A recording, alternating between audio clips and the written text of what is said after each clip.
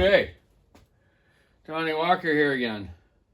We got a 461 stihl here, one of the most used saws here on the West Coast or in the Pacific Northwest. We still have a few of these in stock. Good, reliable saws. Very similar to the 066s.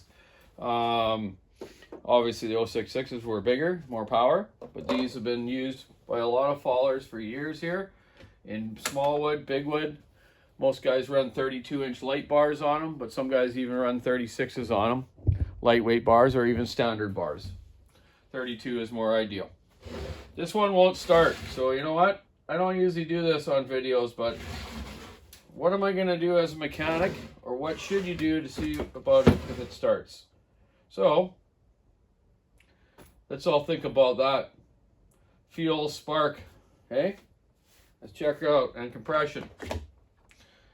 Air filter, it's all intact, doesn't have the wrap on it, you just got the standard setup, the HD filter. It's fairly clean inside, so he looks like he does his maintenance not too bad on his filter. We've been selling a lot of those new max flow filters. I seen a guy leave at the shop yesterday with 2 on his 661s. I thought, good for you, buddy, because those filters on the 661s aren't very good. So the max flows, those foam ones with the oil on them, just for stills, you can, as long as you keep up on them. Okay, so air filter's good. Compression, let's just feel it by hand. Feels pretty good, pretty normal. For years, I never used to use compression testers. I started to on some of the newer auto-tune saws and Mtronics, just because you need the right compression for them to run, I mean. Normally, I used to just feel them by hand or pour the muffler off and have a look, right? Okay, so I believe the customer said this thing might be sitting. It looks in pretty good shape. It actually looks fairly new. Fuel smells okay. Let's have a quick look at the fuel filter. Just because. Make sure it's got one in it. Sometimes the guy will run it without it and then clogs the carburetor up. It's there. It's got one of the new style orangey ones on it, which are better filtration than the older black ones. Okay, so it's got fuel. Does it get to the carb? Don't know yet. Let's check out spark. We figure we got the right compression, but let's check out spark. Lots of different spark testers out there. You know, a real simple one is actually this one from Echo. I'll just show you right now. Let's just get the plug out so we can whip it over easier to see what it's got for spark. Okay, he's got the NGK BPM R7A plug in there. It's probably since new. It's got some wear on it, but the color looks good. Looks like it's been tuned just right. This spark tester from Echo, you can just hold it by the plug, spin it over, and it should light up. It does. See the blue button going? Blue light flashing? It's showing spark there. I'm going to check it too by grounding it out, plug to the cylinder and checking it. Lots of spark there too. So why didn't this run? Spark, it's got gas in the tank. Let me look down the cylinder here with a flashlight instead of pulling the muffler off. These guys run good fuel and oil normally in camp. I can't see it being scored. Nah, it looks good. I can see to the other side of the above the exhaust port. There's no scoring. Should be okay. Okay, let me get my other little flashlight. No, I don't see it. Anyways, okay, we got spark. We're gonna put the old plug back in. It's got fuel. Why didn't it start? Was it just a bad day for the customer? Let us try it and determine why it doesn't. It feels like right compression. It's got spark. There's fuel in the tank. Let's put the choke on and try it.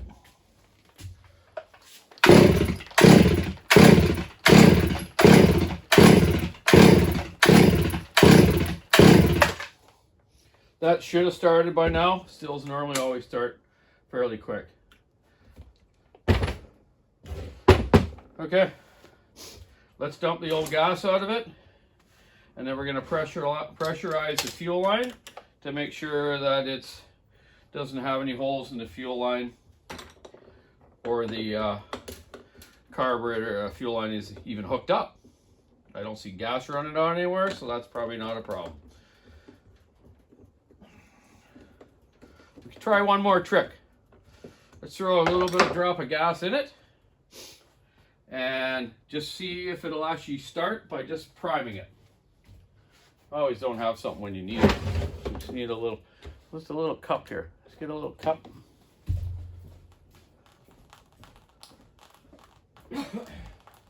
We'll just give it a little prime. Oh, bang. Gas leaking on my new mat. Darn it.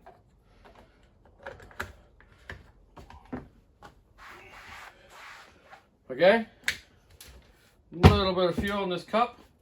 Just pour a little down the throat. That was plenty.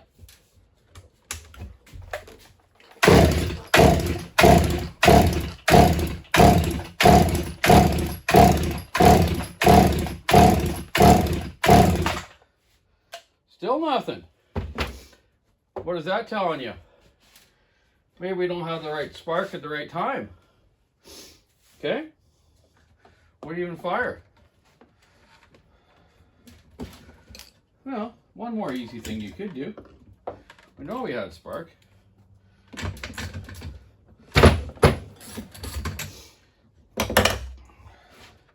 Let's just try a new plug just because. Okay, just because. It's pretty wet now. I use the NGK8s and pretty much all the big saws. They recommend 7s, but I like the 8s because they all have the fixed top, which you should have. Let's get a new plug in there. We know we have fuel in there.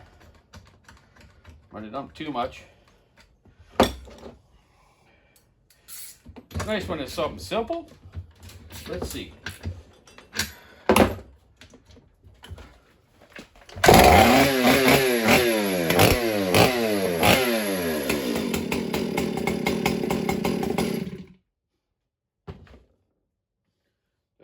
Something simple as a spark plug sometimes, eh? The saw is in very good shape because I know the customer said it had been sitting. I'm going to check his carburetor out anyways. I'll show you something on these carburetors that happens with these fallers. They're usually pretty good on these saws. They have a rev limiter ignitions. These saws rev around 13.6 to 13.8, which is plenty. Some guys like putting the non-rev limiter ignitions on them. I don't like that. Some guys, if they know how to adjust their carburetors right and keep them tuned, that's okay, but really you don't need it. These do have vents as well, like I just showed you in a previous video of Husqvarna. So this vent here can get clogged. You can actually, from stihl, get a filter cover or a vent cover for these, which is just a sponge piece that goes over. But those are cheap. If you have venting problems on the stihl, just pry that out, pop a new one in. Okay, so we know it's running now, so let's do our carburetor check, and I'll show you a couple things on them that are problems. Okay, we get our throttle off first. Have yourself a nice little boxer, put all your little pieces in so you don't lose anything. I am going to check the fuel line right now to the carburetor, like you should always do on every model. I know this fresh gas is fresh too. So this is how we do that.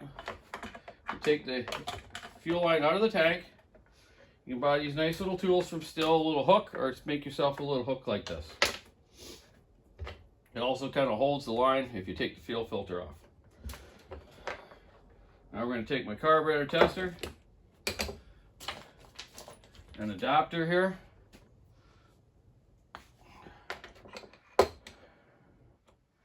Put it on the line. Now I'm going to pump it up to about 10 pounds pressure. Just make sure it's holding pressure.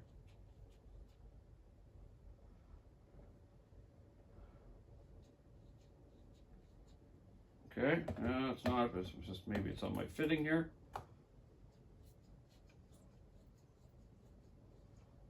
There it goes. Just my fitting wasn't too tight. Okay, it's holding pressure, so we know it isn't nothing to do with leaking needle in the carburetor. Just gonna test this fuel filter. It's gonna blow out. Seems fine, but you know what? We're putting a new one on anyways, because he's going to camp. He doesn't need a problem. They're not very expensive. You guys should change the fuel filter and spark plug every shift.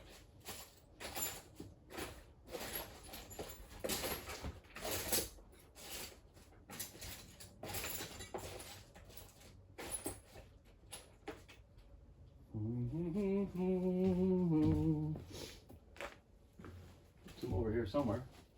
Oh, there's a black one. Oh, there's another orange one. Okay. I test them when they're new too. Just suck through them. Never know, man. Get something bad. Okay, put that back in. Close her up.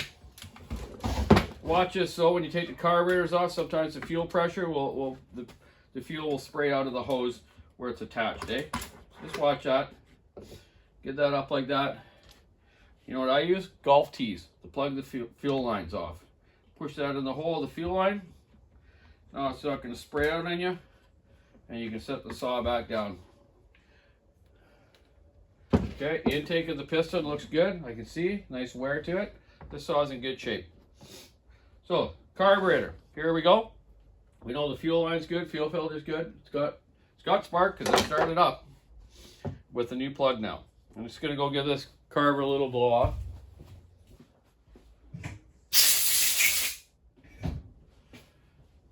And just check it over because I'm going to take and put my carb gauge back on the carb right now. 2 fittings, pulse fitting, which gets plugged into the bottom black hose here, and the fuel line goes onto the silver one where your fuel goes in. Let's put our carb tester back on, check it out, holding pressure. Okay, good sign.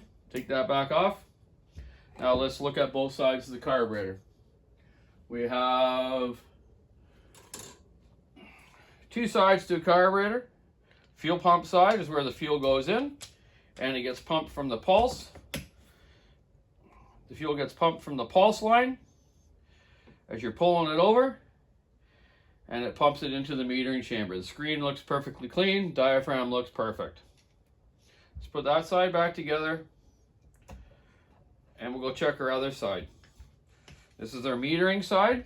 You have this black grommet here that gets sealed by the air cleaner. That's for the carburetor compensator. So your air filter can be fairly plugged and it'll still run at a decent RPM. But I'll show you what happens to these sometimes. If a guy isn't very good at cleaning his air filter, or it's not, got a hole in it, or some stuff's getting past it, which happens a lot on stills. They don't have the best filter systems, by the way. That's why those max flows work good. Okay, get your 4 screws out. And right here in this chamber, I've showed people on previous videos, but in this chamber here, the fines and stuff coming past that filter can get into this chamber right here and fill it up in there with sawdust and fines, okay? So what happens then is all that stuff's in there and it's pushing down your metering diaphragm, and it makes it flood and run really crappy because it's always got fuel feeding to it, so it won't idle and run properly. This one's okay though. I just wanted to show you that, so that's something to be checking. Let's get our metering lever off, metering diaphragm off. Looks in perfect shape. Gas is in that chamber. That's good. We can check our metering lever height with our Zama gauge.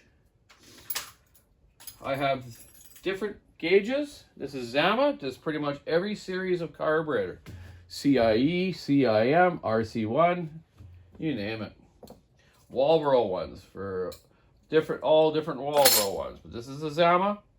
And what do we got? Let's see. It's an HD carburetor. Oh, it's a Walbro, sorry. What am I talking about? Anyways, that's what you do with a Zama.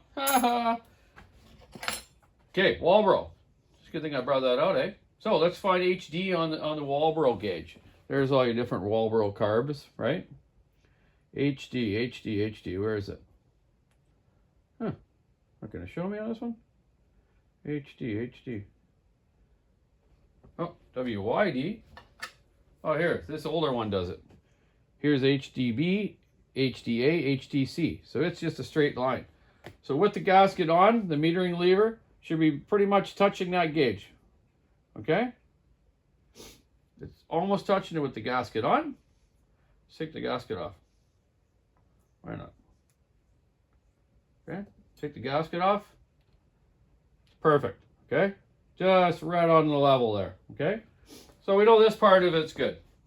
So his problem was, of all things, a spark plug. So you fallers, loggers, tree service, homeowners out there, it's very simple. Change that spark plug and fuel filter all the time. As much as you can afford. Clean them if you got to. Put them back together. Okay? So, that was a pretty simple fix, but it's a good thing we're checking this stuff over.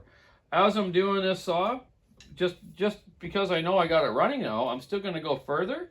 I'm going to pull his clutch drum off. I'm going to check his clutch springs, his oiler gear, and re-grease his clutch bearing, drum bearing, which loggers should do, but they don't. Most of them, the odd one does. They take them home and blow them off and clean them, but most don't. You can't grease these through the end of the crank like Husqvarna's. That'd be a bonus, but you can't. So let's get the car back together. We know it doesn't have limiter caps on it, which is okay as long as it's adjusted right. I'm just going to check the general setting. General setting on the 461 stihl carburetor is 1 1/4 on the low, which he was pretty much on the money, and 1 1/2 on the high. And if everything in that saw is working right, this is going to run perfect at that. Okay? Carburetor's reset, all looked over, back together. Let's put our plates back to get back home.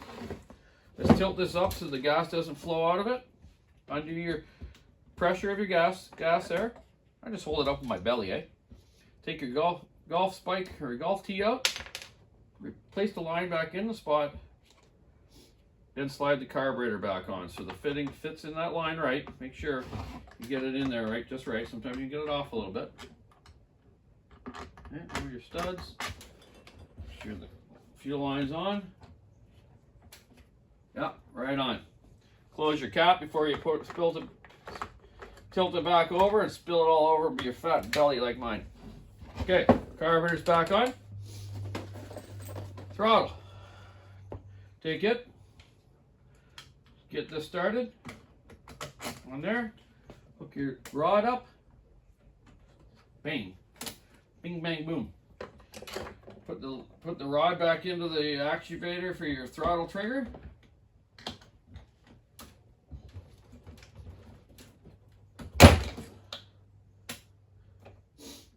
Yeah, obviously when you're videoing, always mix it. There you go. Snaps in. Okay. Throttle works. Choke's good. Sometimes it's good to clean out around these switch wires. They get built up with dirt and sawdust, and sometimes the switch won't work. So this one seems to be pretty clean. We're good to go. Throw our back plate back on. Our air filter adapter.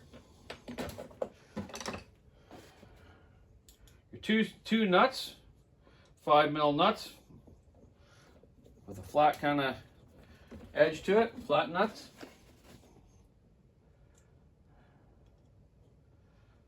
Okay.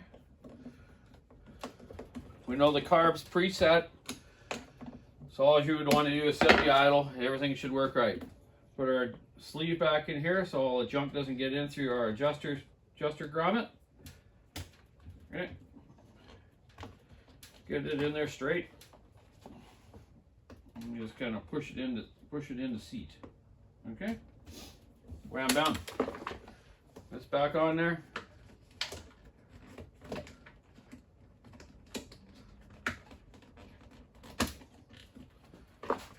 Splash guard back on.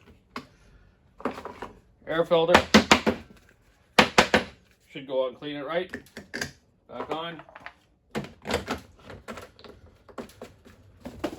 good to go. That's all it takes to do a carburetor, that long. You know, if I would have had to clean the carb and put diaphragms in it, of course that's going to take a little bit longer, but normally it doesn't take that long to work on saws, really. You know, think there's only a few nuts and bolts, right? Check all your bolts on your saw while you're going through it. You know, your T27 Torx wrench fits pretty much every bolt on this saw. Go over your muffler bolts, go over your dog bolts, go over your handlebar bolts, go over your cover bolts, your starter cover bolts. Inspect your starter rope. Make sure there's no frays in it. If it does, throw no one in. Nothing worse than going to a logging camp, climbing up 1,000 feet to where your wood is that you're going to start harvesting, and the friggin' rope breaks right away. Well, you got two choices. You hopefully have a spare starter rope, or you got a shoelace you can put in there. So make sure it's in good shape. Okay, so there you go. I'm going to finish inspecting the rest of this, but that's just your general thing on a used saw or a saw that won't run, is going through the procedures of making sure it does run. I do have a compression tester, of course. This Echo Shindal one I like.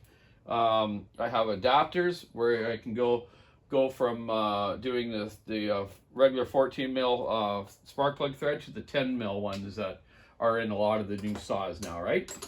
So you simply just put this adapter onto it that'll accept both spark plug sizes. Okay, hold the throttle wide open and pull it over a bunch of times to check your compression.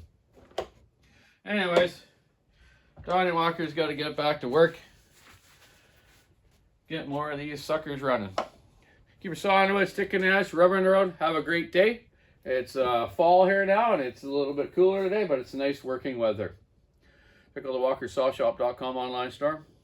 Have a great week. Bye now.